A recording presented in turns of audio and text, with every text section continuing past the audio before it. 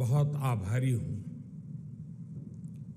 एक तरह से एनडीए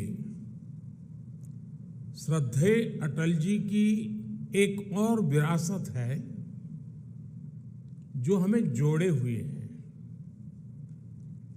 एनडीए के निर्माण में आडवाणी जी ने भी बहुत अहम भूमिका निभाई थी और वो आज भी हमारा मार्गदर्शन कर रहे हैं। हमारे प्रकाश सिंह बादल जी हों,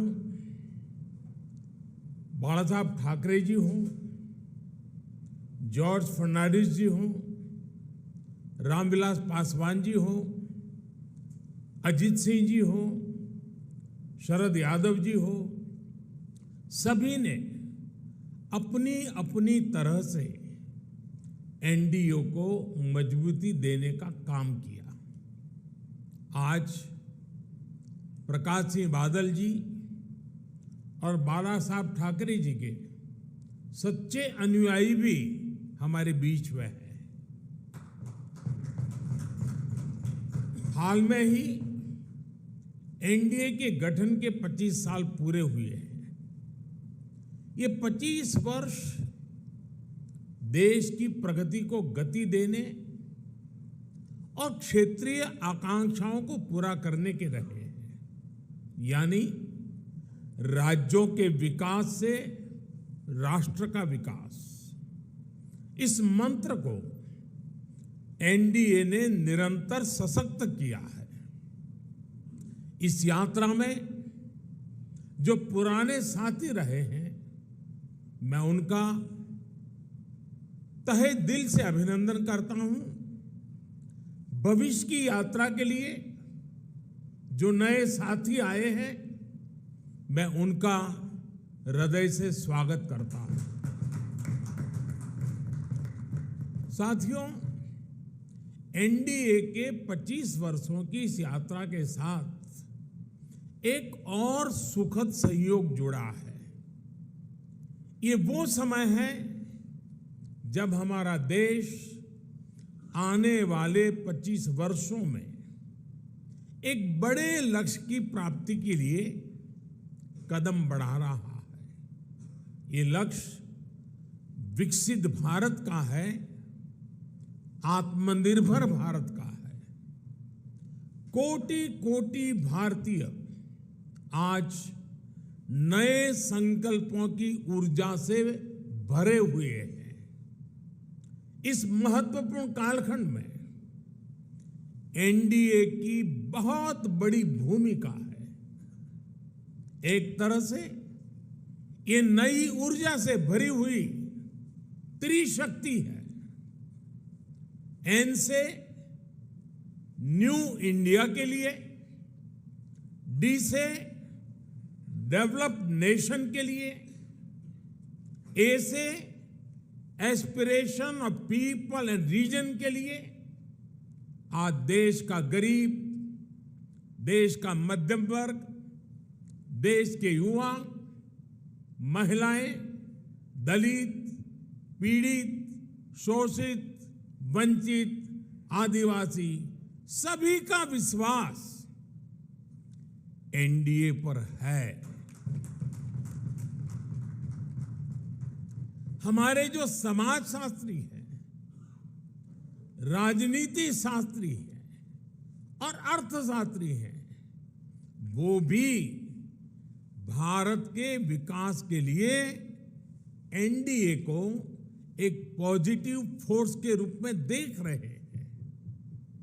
हमारा संकल्प पॉजिटिव है, एजेंडा पॉजिटिव है, भावना पॉजिटिव है और हमारा रास्ता भी पॉजिटिव है। मैं अक्सर कहा करता हूं कि सरकारें बहुमत से बनती हैं, लेकिन देश सबके प्रयास से चलता है। इसलिए आज जब हम विकसित भारत के निर्माण में जुटे हैं, तब एनडीए सबका प्रयास की इस भावना का प्रतिनिधित्व कर रहा है। साथियों, हमारे देश में राजनीतिक गठबंधनों की एक लंबी परंपरा रही है, लेकिन जो भी गठबंधन नेगेटिविटी के साथ बने वे कभी भी सफल नहीं हो पाए। कांग्रेस ने 90 के दशक में देश में अस्थिरता लाने के लिए गठबंधनों का इस्तेमाल किया। कांग्रेस ने सरकारें बनाई, सरकारें बिगाड़ी। इसी दौर में 1998 में एनडीए का गठन हुआ था। लेकिन एनडीए क्यों बना?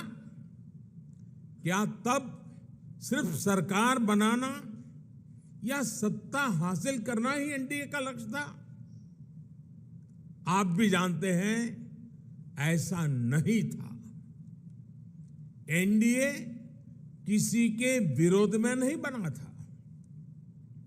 एनडीए किसी को सत्ता से हटाने के लिए नहीं बना था, बल्कि एनडीए का गठन देश में स्थिरता लाने के लिए हुआ था।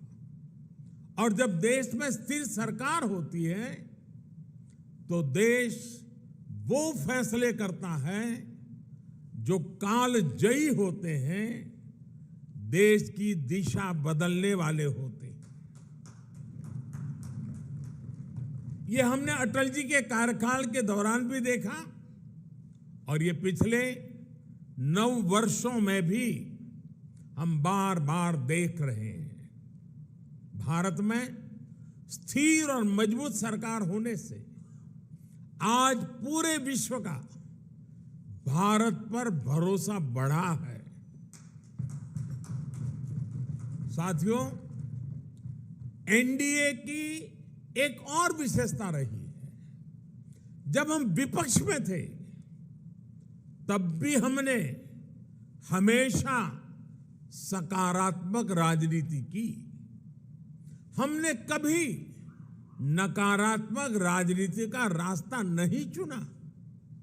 हमने लोकतंत्र को मजबूत करने के लिए अपना हर दायित्व निभाया।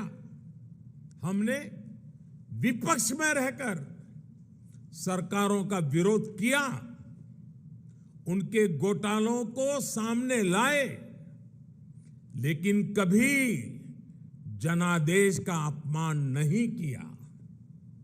हमने सरकारों का विरोध करने के लिए कभी भी विदेशी मदद नहीं मांगी।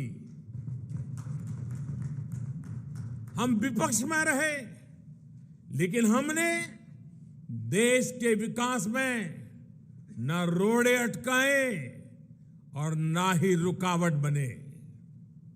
आजकल हम देखते हैं कि केंद्र सरकार की योजनाओं को विपक्ष की कई राज्य सरकारें अपने यहां लागू नहीं होने देती।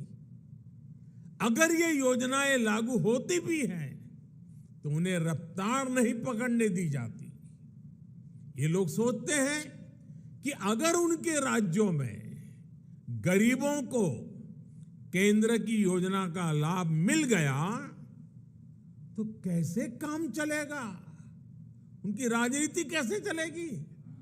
मुझे याद है, गरीबों के घर के लिए, हर घर जल के लिए, आयुष्मान भारत योजना के लिए कितनी ही बार विपक्ष के मुख्यमंत्रियों को मुझे चिट्ठियां लिखनी पड़ती है, लेकिन ये लोग गरीब के कल्याण को भी राजनीतिक नफा नुकसान से ही तोलते रहे हैं। साथियों, जब गठबंधन सत्ता की मजबूरी का हो, जब गठबंधन भ्रष्टाचार की नीयत से हो, जब गठबंधन परिवारवाद की नीति पर आधारित हो, जब गठबंधन जातिवाद और क्षेत्रवाद को ध्यान में रखकर किया गया हो, तो वो गठबंधन देश का बहुत नुकसान करता है।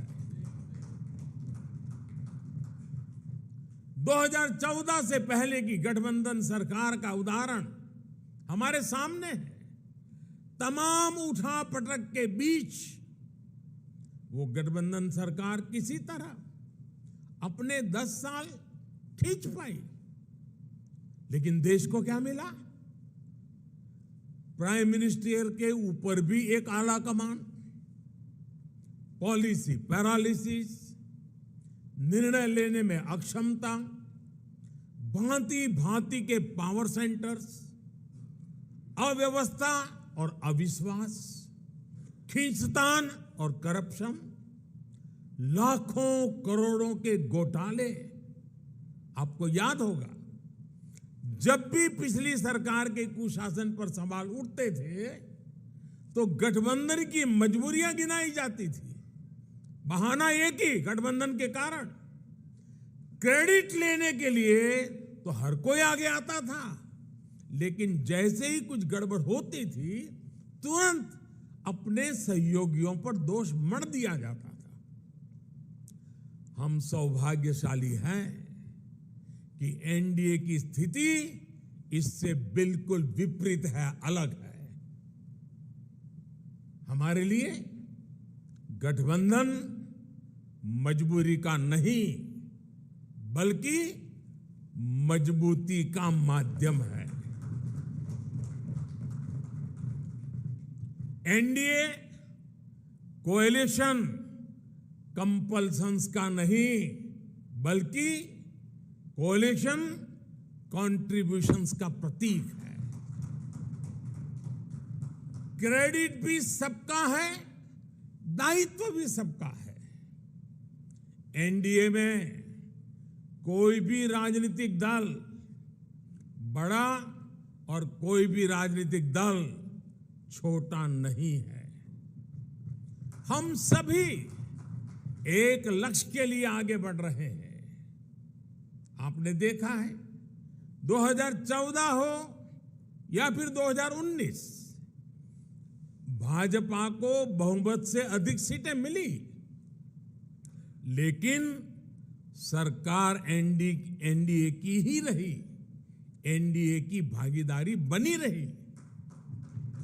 साथियों, एनडीए के गठन से लेकर ही हमारा संकल्प समाज के अंतिम व्यक्ति तक पहुंचने का रहा है। जो वंचित है, जो शोषित है, उसको सशक्त करना हमारी प्राथमिकता है। आज देश की जनता देख रही है कि एनडीए में कौन कौन से दल हैं। एनडीए में जितने भी दल हैं, वे समाज के ऐसे वर्गों के बीच काम करते हैं जो वंचित रहे हैं, शोषित रहे हैं। हमारे समूह में गांव, किसान, दलित, पिछड़े, आदिवासियों के बीच काम करने वाले ये सारे नेता यहां हैं। एनडीए में जो दल हैं वो ऐसे क्षेत्रों में काम करते हैं जिनकी पहले दिल्ली में सुनवाई तक नहीं होती थी। एनडीए एक प्रकार से क्षेत्रीय आकांक्षाओं का बहुत ही खूबसूरत इंद्रधनुष है।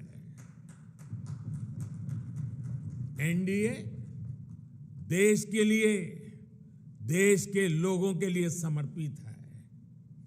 एनडीए की विचारधारा है nation first, security of nation first. NDA की विचारधारा है प्रोग्रेस फर्स्ट। एनडीए की विचारधारा है एम्पावरमेंट ऑफ पीपल फर्स्ट। साथियों, आपको याद होगा, एनडीए की बैठक में हमने संकल्प लिया था कि हम देश की गरीबी को गरीबों की ताकत से ही गरीबी को परास्त करेंगे। इसलिए इन वर्षों में हमारा सबसे ज्यादा जोर गरीबों को सशक्त करने पर रहा। हमने श्रमयोगी को सम्मान दिया, डिग्निटी ऑफ लेबर पर बल दिया। हमने गरीब को सुरक्षा का एहसास दिया। हमने गरीब को यह विश्वास दिया कि आपके हर प्रयास के पीछे एनडीए सरकार एक भरोसेमंद साथी की तरह आपके साथ खड़ी है।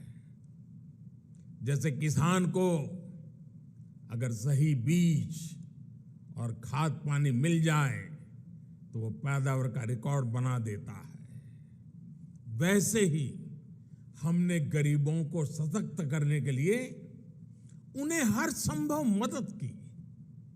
इसका परिणाम क्या आया? अभी नीति आयोग की सबसे ताजा स्टडी आई है, आप में से कुछ मित्रों ने उसका उल्लेख भी किया। इस स्टडी के मुताबिक 2015-16 के बाद के 5 वर्षों में ही 13.5 करोड़ लोग गरीबी रेखा से बाहर आ गए हैं। इसके पूर्व वर्ल्ड बैंक की रिपोर्ट के समय सामने आया कि कैसे बहुत कम समय में ही 40-42 करोड़ लोगों ने गरीबी को परास्त किया है। आईएमएफ के मुताबिक एक्सट्रीम पॉवर्टी यानी अति गरीबी भी भारत में खत्म होने की कगार पर है। ये आईएमएफ का रिपोर्ट कह रही है। साथियों, यहां एनडीए के आप सभी साथी तो जमीन से जुड़े लोग हैं। आप देखिए, जब किसी गरीब को पक्का घर मिलता है तो ये सिर्फ एक छत की जरूरत पूरा नहीं करता, बल्कि ये उस परिवार को सुरक्षा कवच देता है, उसके सपनों को पंख देता है। जब गरीबों को बैंक लोन देने के लिए सरकार अपनी तरफ से गारंटी देती है, तब उनको एक साथी मिलता है, एक सहारा मिलता है। और ऐसे में प्रगति के लिए, तरक्की के लिए उनके प्रयास 2 गुने हो जाते हैं। जब गरीब को हम मुफ्त इलाज का भरोसा देते हैं तो उससे एक परिवार ही नहीं बल्कि उसके आने वाली पीढ़ियों का भविष्य भी सुरक्षित हो जाता है। आप सभी जानते हैं कि पहले जब गरीब परिवार में बीमारी आती थी तो उसके पास 2 ही विकल्प होते थे, या तो अपनी आंखों के सामने अपनों को जीवन के लिए संघर्ष करते देखें, या फिर मकान, दुकान, खेत, खलिहान जो भी थोड़ा बहुत पास में हो उसे बेचें या गिरवी रखें। पीढ़ी दर पीढ़ी गरीब को गरीब रखने के इस कुचक्र को भी एनडीए सरकार की अनेक योजनाओं ने तोड़ दिया है। गांधी जी से लेकर बाबा साहब आंबेडकर और लोहिया जी तक सभी ने जिस सोशल जस्टिस की, सामाजिक न्याय की अवधारणा की थी, और मैं समझता हूं हम जो कर रहे हैं वो यही सच्चा सोशल जस्टिस है, सामाजिक न्याय। एनडीए सरकार ने वोट बैंक की राजनीति को विकासवाद की राजनीति में बदला है। ये एनडीए शासन ही है जिसमें छोटे किसानों, रेहड़ी पटरी, फुटपाथ वालों को पहली बार मदद मिल रही है। हमारे विश्वकर्मा साथियों को भी पहली बार ये विश्वास मिला है कि उनके लिए भी कोई सरकारी योजना बन सकती है।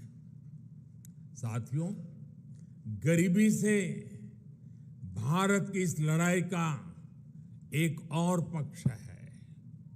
आप सब ये भी जानते हैं कि पहले हमारी माताओं बहनों के नाम पर प्रॉपर्टी खरीदने का चलन कम ही था। वे एक प्रकार से घर के, समाज के आर्थिक फैसलों से कटी हुई थी। देश की आधी आबादी और परिवार को चलाने वाली ताकत का जब ये हाल हो तो गरीबी से पार पाना आसान कैसे हो सकता था। अब जब बहनों के नाम बैंक अकाउंट खुले, उनके नाम पर घरों की रजिस्ट्री हुई, उनके नाम पर ऋण मिलने लगे, तो एक नया सामर्थ्य समाज में पैदा हुआ। मुद्रा योजना की सबसे बड़ी लाभार्थी हमारी बहनें हैं। स्टार्टअप इंडिया की सबसे बड़ी लाभार्थी हमारी बेटियां हैं, जो देश में 9 करोड़ स्वयं सहायता समूह बने हैं। उनकी सबसे बड़ी लाभार्थी गांव में रहने वाली दलित, पिछड़े, आदिवासी समाज की बहनें हैं। मैं पिछले दिनों मध्य प्रदेश गया था, एक आदिवासी गांव में गया था। वहां ये स्वयं सहायता समूह की आदिवासी बहनों से मिलना हुआ। जितने समूह थे, उन्होंने कहा अब तो हमारी पहचान है, हम लखपति दीदी हैं। हमारा कारोबार इतना है कि आज हम लखपति बन गए हैं। ये बहुत बड़ा परिवर्तन है साथियों, एनडीए सरकार ने महिलाओं के कल्याण को, उनकी तकलीफ कम करने को सर्वोच्च प्राथमिकता दी है। जब घर में टॉयलेट बना तो बहनों को सम्मान और सुरक्षा दोनों मिला। जब नल से जल आया, गैस का सिलेंडर आया, तो उनकी परेशानी कम हुई, उनके समय की बचत हुई। इस समय को वो अपने परिवार की आय बढ़ाने में उपयोग कर रही है। ये सिर्फ गरीबी से बाहर निकलने का प्रयास नहीं है, बल्कि वुमेन लेड डेवलपमेंट का रास्ता है, जिसे एनडीए सशक्त कर रहा है। आज डिफेंस से लेकर माइनिंग तक हर सेक्टर को बेटियों के लिए खोल दिया गया है। देश को पहली आदिवासी महिला राष्ट्रपति देने का सौभाग्य एनडीए को मिला है। साथियों, 9 साल में हमने केवल एक लक्ष्य के साथ काम किया है कि हम देशवासियों का, खासकर गरीब और वंचित का जीवन बेहतर बना सके। मैं चाहूंगा कि जो लोग एकेडमिक्स से जुड़े हैं, गवर्नेंस स्टडीज से जुड़े हैं, वो इस दिशा में रिसर्च करें। किसी भी सरकार का फ्यूचर विजन क्या है, स्केल ऑफ वर्किंग क्या है, स्पीड ऑफ वर्किंग क्या है, उसकी वर्क स्पिरिट क्या है, इसका मूल्यांकन किया जाए। इन सभी पैरामीटर्स पर एनडीए सरकार का काम न केवल असाधारण साबित होगा, बल्कि एक मॉडल के तौर पर उभरेगा। हम केवल आज की जरूरतों के लिए काम नहीं कर रहे हैं, हम आने वाली पीढ़ियों के भविष्य को भी सुरक्षित बना रहे हैं। मैं आपको एक उदाहरण देता हूं। हमारे लिए बहुत आसान था कि आजादी के 75 साल पूरे होने पर हम भी कोई स्मारक बना देते, दिल्ली में कोई ऐसी इमारत अपने नाम पर खड़ी कर देते थे, या कोई मूर्ति लगवा देते। लेकिन हम देश के कोने कोने में 1 लाख अमृत सरोवर बना रहे हैं। हमारा स्केल, हमारा स्पीड, हमारी स्पिरिट, और इसकी वजह से हमारे काम का स्कोप ये अभूतपूर्व है। हम विकास भी कर रहे हैं और विरासत को भी सहेज रहे हैं। हम मेक इन इंडिया पर भी बल दे रहे हैं और पर्यावरण की रक्षा भी कर रहे हैं। साथियों, हमारी नीयत साफ है, नीति स्पष्ट है और निर्णय ठोस है। एनडीए सरकार ने बीते 9 वर्षों में भ्रष्टाचार के हर रास्ते को बंद करने के लिए हर संभव प्रयास किए हैं। पहले सत्ता के गलियारों में जो बिचौलिए घूमते थे, हमने उनको बाहर कर दिया है। हमने टेक्नोलॉजी की मदद से लीकेज की हर संभावनाओं को दूर किया है। जनधन, आधार, मोबाइल, इसकी त्रिशक्ति से हमने करोड़ों फर्जी लाभार्थियों को गरीबों का हक छीनने से रोका है। अब सोचिए, देश में करीब करीब 10 करोड़ ऐसे फर्जी लाभार्थी थे जिनका जन्म ही नहीं हुआ था और जिन्हें सरकारी मदद जा रही थी। ये पैसे मेरे किसी गरीब भाई बहन के थे, किसी आदिवासी के थे, किसी पिछड़े और दलित साथी के थे। ये एनडीए सरकार है जिसने गरीब से हो रही इस लूट को बंद किया है। इन 9 वर्षों में 30 लाख करोड़ रुपए, यह आंकड़ा छोटा नहीं है, 30 लाख करोड़ रुपए डायरेक्ट बेनिफिट ट्रांसफर डीबीटी के जरिए सीधे लाभार्थियों के बैंक खातों में पहुंचे हैं। ऐसा करके हमने गरीबों का कम से कम 3 लाख करोड़ रुपया गलत हाथों में जाने से बचाया है। साथियों, लोकतंत्र में राजनीति अलग अलग विजन को देश के सामने रखने का एक माध्यम होती है, लेकिन हर विजन का, हर विचारधारा का मकसद एक ही होता है, गुड गवर्नेंस और देशवासियों की सेवा। पॉलिटिक्स में प्रतिस्पर्धा हो सकती है, लेकिन शत्रुता नहीं होती। आखिरकार हम एक ही देश के लोग हैं, एक ही समाज का हिस्सा है। लेकिन दुर्भाग्य से आज विपक्ष ने अपनी एक ही पहचान बना ली है, हमें गाली देना, हमें नीचा दिखाना। बावजूद इसके हम एनडीए के सभी साथियों ने हमेशा देश को दलों के हित से ऊपर रखा है। हमने राजनीतिक सौहार्द और शालीनता को बनाए रखने के लिए प्रयास किए हैं। ये एनडीए सरकार ही है जिसने प्रणब दा को भारत रत्न दिया, जो जीवन भर कांग्रेस में रहे थे, लेकिन हमें उन्हें ये सम्मान देने में संकोच नहीं किया। ये एनडीए सरकार ही है जिसने मुलायम सिंह यादव, शरद पवार, गुलाम नबी आजाद, तरुण गोगोई, एमसी जमील, मुजफ्फर बेग, ऐसे अनेक नेताओं को जो राजनीतिक दृष्टि से हमारे साथ नहीं है, हमारे खिलाफ है, हमने पद्म सम्मान दिया है उन लोगों को। ये नेता भी कभी बीजेपी या एनडीए में नहीं थे, लेकिन हमने देश सेवा में उनके लंबे योगदान को स्वीकार किया, उसे सराहा, उन्हें सम्मानित किया। लोकतंत्र की ये मूल भावना एनडीए की कार्यशैली में आपको हर जगह दिखेगी। इस समय भारत G20 समिट को होस्ट कर रहा है। इससे जुड़े आयोजन देश के हर राज्य में, हर हिस्से में हो रहे हैं। हमने इन आयोजनों को वेन्यू तय करते समय कभी ये नहीं सोचा कि किस राज्य में कौन सी पार्टी की सरकार है। कोरोना के समय भी मैंने लगातार सभी राज्यों के मुख्यमंत्रियों के साथ व्यक्तिगत संवाद किया, मीटिंग की। कौन मुख्यमंत्री किस पार्टी का है, ये विचार कभी हमारे बीच नहीं आया।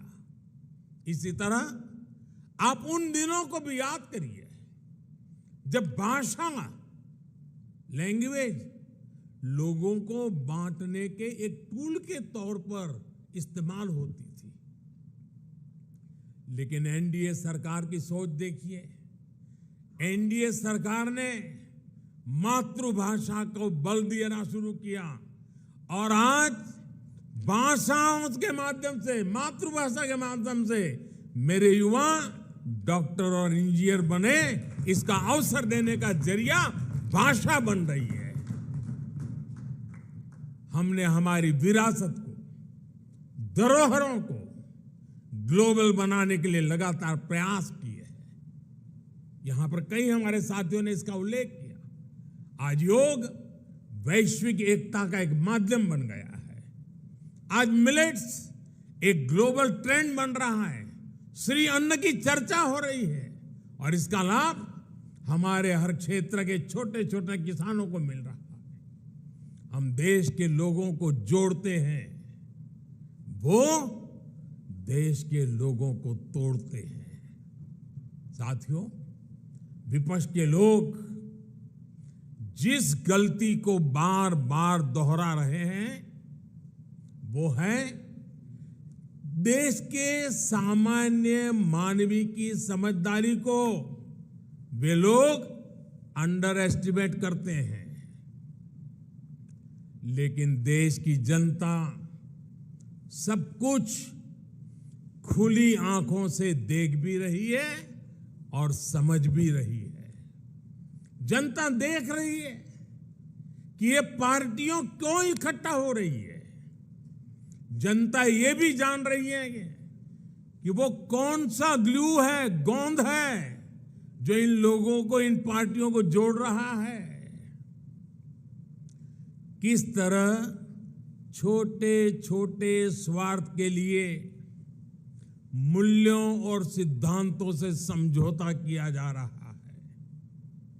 लोग देख रहे हैं कि केरल में लेफ्ट और कांग्रेस एक दूसरे के खून के प्यासे हैं, लेकिन बेंगलुरु में दोनों पार्टियों के नेता हाथ में हाथ डालकर मुस्कुरा रहे हैं। लोग देख रहे हैं कि बंगाल में लेफ्ट और कांग्रेस के नेताओं पर, उनके कार्यकर्ताओं पर टीएमसी हमले कर रही है, लेकिन इनके नेता टीएमसी के खिलाफ कुछ भी बोलने से बच रहे हैं। इसलिए देश के लोग कह रहे हैं कि गलबहियां मिशन नहीं है, मजबूरियां है। इनकी सच्चाई आपको दूसरे राज्यों में भी दिखाई देगी। नेशनल कॉन्फ्रेंस के नेता और पीडीपी के नेता एक दूसरे को कैसी कैसी गालियां देते हैं। आरजेडी और जेडीयू के लोग कैसे कैसे शब्दों से एक दूसरे को नवाजते थे। देश की जनता ने यह सब करीब से देखा है और देख रही है। इसलिए इनकी नुरा कुश्ती हो या मजबूरी की दोस्ती, इसकी हकीकत 140 करोड़ देशवासियों के सामने आ चुकी है। साथियों, अपने राजनीतिक स्वार्थ के लिए ये लोग पास पास तो आ सकते हैं, लेकिन साथ नहीं आ सकते। इन्हें अपने कार्यकर्ताओं की भी परवाह नहीं है। ये अपने कार्यकर्ताओं से उम्मीद करते हैं कि जीवन भर जिसका विरोध किया उसका अचानक सत्कार करने लगे। अब ऐसे में इन दलों का कार्यकर्ता खुद भ्रमित है कि करे तो क्या करे।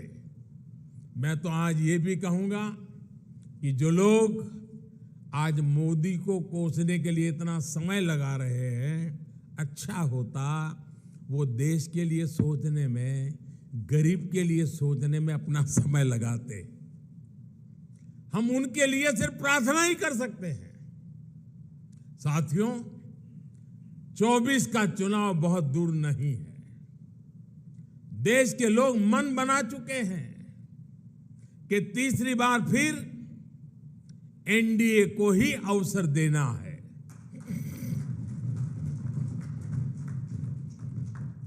देश का मन आप जानते हैं, लेकिन विदेश का मन भी बहुत कुछ संकेत दे रहा है। आमतौर पर जब भी किसी देश में चुनाव का समय निकट आता है तो उसका बहुत बड़ा असर उसके वैश्विक संबंधों पर भी होता है। हर एक को लगता है कि भाई अब तो चुनाव का वर्ष है, अभी इस सरकार के साथ अभी रहने दो, एक बार चुनाव हो जाए, नई सरकार आएगी तब सोचेंगे। स्वाभाविक है। कोई भी दूसरा देश उस सरकार के साथ जो चुनाव बिल्कुल निकट हो वहां संबंध बनाने से पहले, संवाद करने से पहले 100 बार सोचता है। फॉरेन कंट्रीज हमेशा चुनाव के नतीजों का इंतजार करते हैं। लास्ट ईयर जब होता है तो सोचते हैं कि एक बार चुनाव नतीजा आ जाना तो फिर देखेंगे। जो सरकार जाने वाली होती है उस पर कोई भी देश अपना टाइम और एनर्जी इन्वेस्ट नहीं करना चाहता। लेकिन इस समय भारत का मामला कुछ अलग है। सबको पता है कि हमारे यहां कुछ महीनों में चुनाव होने वाले हैं, फिर भी अनेकों महत्वपूर्ण देश, चाहे अमेरिका हो, फ्रांस हो, ऑस्ट्रेलिया हो, जापान हो, यूएई हो, यूके हो, सब एनडीए सरकार के प्रतिनिधियों को इनवाइट कर रहे हैं। तमाम देश भारत को मान और सम्मान दे रहे हैं। कितने ही देश भारत के साथ बड़े बड़े और वो भी दूरगामी समझौते कर रहे हैं। ऐसा इसलिए क्योंकि वो भी जानते हैं कि भारत के लोगों का भरोसा एनडीए पर है। यानी भारत में जनमत किसके साथ है ये दुनिया के देशों को भी पता है। साथियों, एनडीए का विस्तार सिर्फ संख्या या भौगोलिक विस्तार का नहीं है। ये भारत एनडीए का जो विस्तार है ये हमारे प्रति विश्वास का दायरा भी बढ़ा रहा है। जनता एनडीए की हिस्ट्री और केमिस्ट्री दोनों को देख रही है। तभी तो हमारा गणित भी बड़ी आसानी से जुड़ता है। आप देखिए 2014 में एनडीए को देश ने लगभग 38% वोट दिए थे 2014 में, लेकिन 2019 में हमारे देश सेवा भाव को देखते हुए देश ने हमें 45% वोट दिए। और आपको जानकर के खुशी होगी, इनमें 225 से अधिक सीटें ऐसी थी जो हम जीत करके आए, 225 से अधिक सीटें जहां 50% से अधिक वोट शेयर एनडीए को मिला है। एनडीए का हर सहयोगी जो मेहनत कर रहा है उससे तय है कि 24 में एनडीए का वोट शेयर 50% से भी ऊपर जाएगा। आपकी मेहनत रंग लाने वाली है, मैं विश्वास से कहता हूं। आपकी मेहनत बेकार नहीं जाएगी। देश की जनता को आपके सबके नेतृत्व पर भरोसा है। पूरे देश में हमारे अनेक साथी एक बड़ी ताकत बनकर उभरेंगे। हम हर भूभाग, हर वर्ग, हर समाज को विकसित भारत के मिशन से जोड़ेंगे। साथियों, हमें विकास के मुद्दे पर ही जनता के पास जाना है।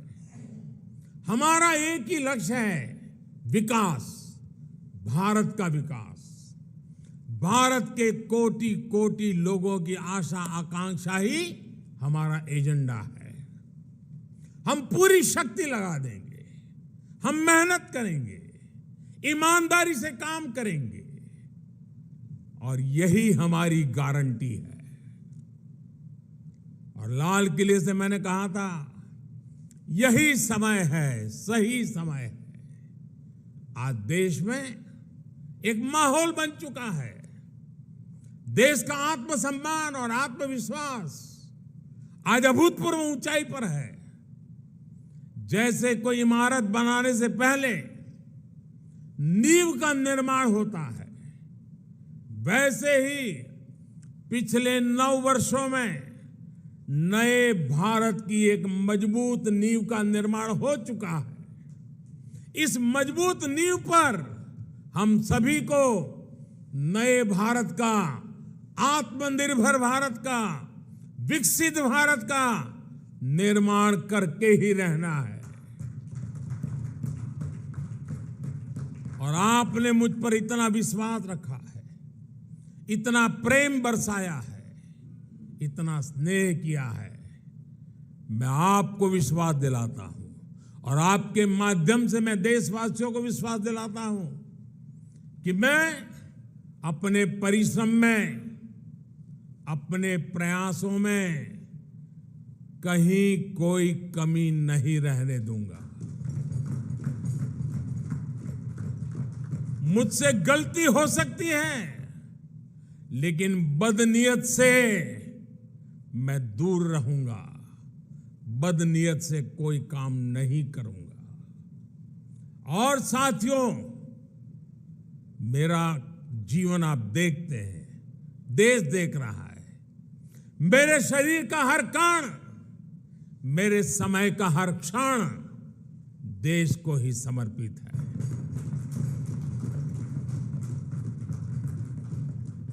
आपका ये विश्वास, आपके ये आशीर्वाद, ये मेरी ऊर्जा है। और साथियों, आप सब कह रहे थे कि 2014 में देश की इकोनॉमी 10वें नंबर पर थी, आज 5वें नंबर पहुंची है। और मैं आपको विश्वास दिलाता हूं, एनडीए के तीसरे टर्म में इस देश की इकोनॉमी दुनिया में तीसरे नंबर पर होके रहेगी। हर सपने संकल्प है और हर संकल्प सिद्धि के लिए हम जी जान से जुटे हुए लोग हैं, समर्पित भाव से जुटे हुए लोग हैं। और आज जिस उमंग और उत्साह से आपको एक एक की बात जो मैंने सुनी, मेरे लिए भी बड़े प्रेरक थी, उत्साहवर्धक थी। आपका विश्वास, विजय का विश्वास, जन सामान्य की सोच को बखूबी व्यक्त करने का आपका तरीका वाकई प्रभावित करने वाला था। मैं मानता हूं कि 25 साल की यात्रा की आज की ये महत्वपूर्ण बैठक, 25 साल बाद देश जब 100 साल की आजादी मनाएगा, हमारे सामने भी 25 साल का नक्शा है। दोस्तों, देश जब अमृत महोत्सव मना रहा है तो हमें सेवा करने का मौका मिला है। और आप लिख के रखिए, यही लोग हैं, यही लोग हैं। जब देश 100 साल की आजादी का पर्व मनाएगा, आप ही के परिश्रम से, आप ही के पुरुषार्थ से, आप ही के नेतृत्व से यह संभव होने वाला है, ये मैं साफ देख रहा हूं। दोस्तों, इस विश्वास के साथ मैं फिर एक बार आप सभी का इस बैठक में आने के लिए, एनडीए को सशक्त करने के लिए मैं हृदय से बहुत आभार व्यक्त करता हूं। जो सुझाव आए हैं, उन सुझाव को नड्डा जी और उनकी टीम जरूर उसको पूरा करेगी। साथियों, पिछले 9 साल में मेरी व्यस्तता के कारण शायद कभी आप में से किसी ने संपर्क करने का प्रयास किया हो और मैं न कर पाया हूं। हो सकता है इस 9 साल में मेरे प्रवास के दरमियान शायद एसपीजी सिक्योरिटी का कारण आपको उचित स्थान न मिला हो सकता है किसी इनविटेशन कार्ड में आपका नाम रह गया हो। 9 साल में ऐसा बहुत कुछ हो सकता है, लेकिन आपने कभी भी शिकायत नहीं की, आपने कभी भी मन में बुरा नहीं माना। गलतियां हुई होगी, कभी कभी तो मेरे ध्यान में भी आई है कि कार्यक्रम के बाद पता चलता, अरे वो तो वहां खड़े थे, उनको ध्यान होना चाहिए था। लेकिन उसके बावजूद भी आपका प्रेम कभी कम नहीं हुआ। साथियों, ये विश्वास मेरी बहुत बड़ी ताकत है, मेरी बहुत बड़ी पूंजी है, और आप ही के भरोसे, आप ही के साथ चलने का मुझे एक बहुत अनुभव भी मिलता है, आनंद भी मिलता है। मैं फिर एक बार आप सभी साथियों का हृदय से आभार व्यक्त करता हूं, और मैं विश्वास दिलाता हूं कि हम देश की आशा आकांक्षाओं को पूरा करने में एक टीम बन करके, एकता के साथ, एकजुटता के साथ, आत्मविश्वास के साथ, संकल्प के साथ चल पड़ेंगे, विजयी होके रहेंगे। जनता के आशीर्वाद पूर्व बाहर मिलते रहेंगे। अपने कर्तृत्व के कारण, समर्पण के कारण, ध्येय निष्ठा के कारण, जनता के प्रति हमारे लगाव के कारण ये सब संभव होने वाला है। जनता जनार्दन है, जनार्दन में मेरा विश्वास है, उस विश्वास से परिणाम निश्चित है। फिर एक बार आप सबका बहुत बहुत धन्यवाद। नमस्कार।